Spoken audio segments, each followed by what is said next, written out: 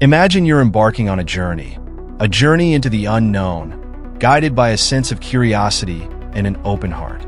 As we step into this new world, we encounter Concord, a game that invites us to explore its depths with both caution and hope. Like a seasoned traveler, I've heard whispers, voices filled with doubt, already casting shadows on this game before it's even had a chance to shine. But as with all journeys, the true essence of discovery lies not in the rumors we hear, but in the experiences we collect along the way.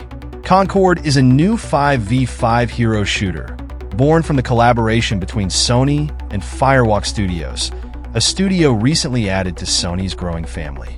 On the surface, Concord may seem like a tale told many times before, a familiar hero shooter with a roster of characters, each with their unique abilities. But if we look closer, as we must in all things, there's more to this story. In life, as in games, it's easy to be swept up by the tide of negativity, to let others' judgments cloud our own perceptions. Yet, there's a profound lesson in giving something a fair chance, in evaluating it on its own merits. This is where Concord begins to teach us. Despite the early criticism, I chose to approach it with an open mind, understanding that every journey has its ups and downs. As I ventured into the heart of the game, I found that Concord does indeed bear a resemblance to its predecessors. It offers 6 game modes spread across 3 playlists, each echoing the echoes of games past. Yet within this familiar framework lies the potential for something different, something new. The game's mechanics, while rooted in tradition, offer nuances that give Concord its own identity. The lack of class limits allows for dynamic team compositions, creating both challenges and opportunities, much like the relationships we navigate in our daily lives. One of the game's most intriguing aspects is its approach to health and survival. Concord doesn't merely hand you victory, it asks you to earn it. In life, we often find ourselves at crossroads, where survival requires more than just strength. It demands strategy and understanding. The game mirrors this by placing health pickups in fixed locations, forcing players to learn the terrain and adapt their tactics. It's a lesson in resilience, in the importance of knowing when to push forward and when to fall back to heal. The emphasis on survivability, with its slow time to kill and movement abilities, reminds us of the value of patience and perseverance. Concord teaches us that sometimes survival isn't about overpowering your opponent, but outlasting them. It's about playing your cards right, knowing when to strike and when to retreat, a valuable lesson in both gaming and life. The game also introduces a unique mechanic where certain abilities can only be used after taking out an enemy, encouraging an aggressive yet calculated approach. This reflects the balance we must strike in life, knowing when to take risks and when to hold back. It's a dance between caution and bravery, much like the choices we make every day. Then there's the Crew Builder, a feature that lets you craft a team with specific bonuses, encouraging experimentation and adaptability. Life is much the same. We build our teams, our support systems, carefully selecting those who bring out the best in us, who complement our strengths and weaknesses. The game's emphasis on minor buffs that can give you an edge in battle is a reminder that in life, even the smallest advantages can make a difference. As I played Concord, I couldn't help but reflect on the blend of old and new, the way it takes familiar elements and weaves them into something that, while not entirely unique, still offers a fresh experience. It's a reminder that in life, even when we walk paths well trodden by others, we have the power to make the journey our own, to find something new in the familiar. In the end, Concord may not be a game that redefines its genre, but it is one that invites us to look beyond the surface, to find value in the journey itself. It's a story of resilience, of adaptation, and of the quiet strength that comes from giving something a chance, despite the odds. And in that, there is a life lesson worth remembering. Concord, at its core, is a blend of familiar elements. It borrows from games we've played before, class abilities reminiscent of Overwatch, the fluid movement of Destiny 2, and character designs that echo the vibe of the Guardians of the Galaxy. But here's where the story gets interesting.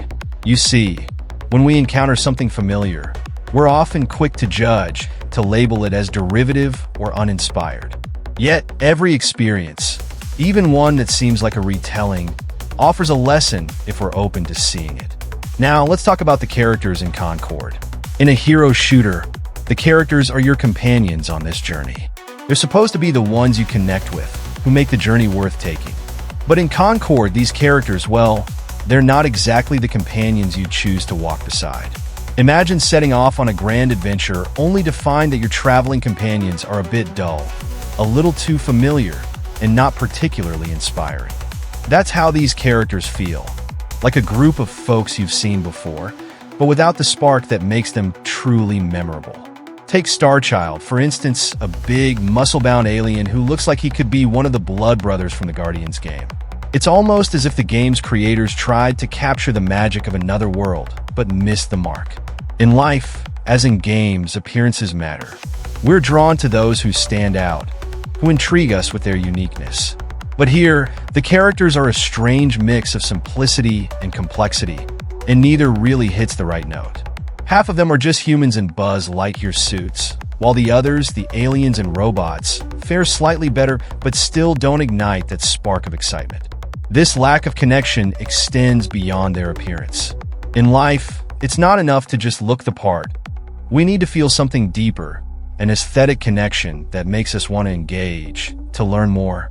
But when I played Concord, I found myself detached, focusing only on the characters' weapons and powers, not on who they were or what they represented.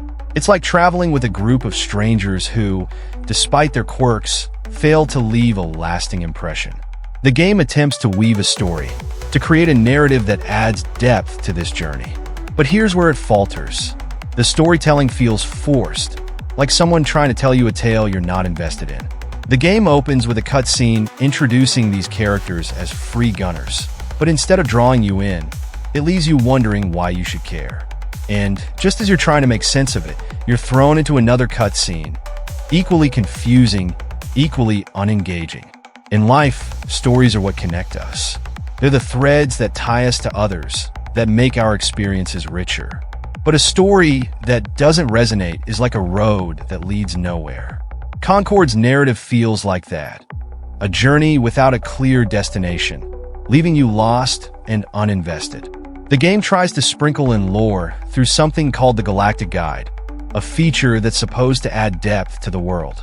But it's like finding a map that's beautifully drawn, yet leads you to places you never actually visit. The lore is there, but it doesn't really matter because the game doesn't let you experience it in a meaningful way. It's a reminder that knowledge without experience is often hollow, just as a story without emotional connection fails to leave an impact. Despite these shortcomings, Concord isn't all bad. The graphics on the PlayStation 5 are solid, and the game runs smoothly, with no significant lag or stuttering.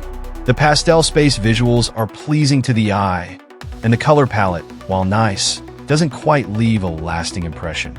It's like visiting a place that looks good in pictures, but doesn't stick in your memory once you've left. The maps, too, are visually appealing but lack distinctiveness. They're just another set of anonymous space locations, blending together without anything truly memorable, except maybe for the one with the big alien corpse at the center. It's a fleeting moment of intrigue in an otherwise unremarkable landscape. Now, here's where I share a bit of vulnerability with you. Despite my best efforts, I'm not particularly good at Concord. Most of the matches I played ended in defeat, and while I don't blame the game for that, it did highlight a problem. The game has a snowballing effect, where once you start losing, it's hard to turn things around. In life, this can happen too when challenges start to pile up. It can feel like the odds are against us. But just as in Concord, it's important to keep trying, to learn from our defeats, and to keep moving forward, even when the path is steep. In the end, Concord is a game that offers glimpses of potential, but ultimately falls short of delivering a truly memorable experience. It's a reminder that in both games and life, it's not enough to borrow from others. We must find our own unique voice, our own way of making the journey worthwhile. And when we do, that's when the real adventure begins. In Concord, the battles are intense, with victories that feel either too easy or painfully out of reach. This might be because players are still learning the ropes, figuring out how to harness their hero's abilities. But unlike other hero shooters, where individual prowess might carry the day, Concord teaches us a valuable lesson. The power of the collective is what truly matters. Here, survival is not about who has the quickest reflexes, but about who can best support their comrades. The game's design emphasizes this philosophy. The time to kill is long, and healing is abundant. Buffs, debuffs, and traps are everywhere. And if your team isn't working as one, you'll find yourself on the losing end more often than not. This leads to some very short, disorienting matches, especially for newcomers. The game's tutorials don't do much to prepare you, leaving many players, myself included, to learn through trial and error, a process that can be frustrating and disheartening. But there's a life lesson hidden in this struggle. Just as in Concord, in life, we're often thrown into situations without all the tools we need to succeed. We have to adapt, to learn on the fly, and to rely on those around us. The teams that stick together, that understand the value of mutual support, are the ones that thrive. Lone wolves, on the other hand, are destined to fall. As I continued playing, I realized something important. Success in Concord doesn't come from trying to overpower everyone else. It comes from focusing on survival, on understanding the game's rhythm, and on working with your team to outlast the opposition. If you approach this game with a Call of Duty mindset, you'll be disappointed. The movement is slower, the enemies are tougher, and without teamwork, you'll find yourself barely making a dent in the enemy ranks. Once you start to grasp this, the game begins to reveal its charms. What initially feels like a daunting experience slowly transforms into something more enjoyable. The characters, while perhaps not as flashy or instantly appealing as those in other games, start to make sense. There's a balance here, a careful calibration of powers that ensures no one ability dominates the field. There are no ultimate moves that guarantee victory, no I win buttons. Everything comes down to skill and coordination. However, there's a lingering concern that shadows this experience. For all the fun Concord can offer, it lacks the depth needed to keep players coming back. With only 6 game modes that mirror what we've seen in countless other shooters, the game risks becoming stale quickly. It's like a story with an engaging beginning but no middle or end. Unless the developers add more content, more unique modes, this journey might end sooner than it should. There's also the matter of the game's price. At $40, Concord isn't cheap, and without a free-to-play model or a solid player base, it's hard to see how it will compete with other hero shooters on the market. The absence of a battle pass or in-game store is refreshing, but it also raises the question of how the game will sustain itself.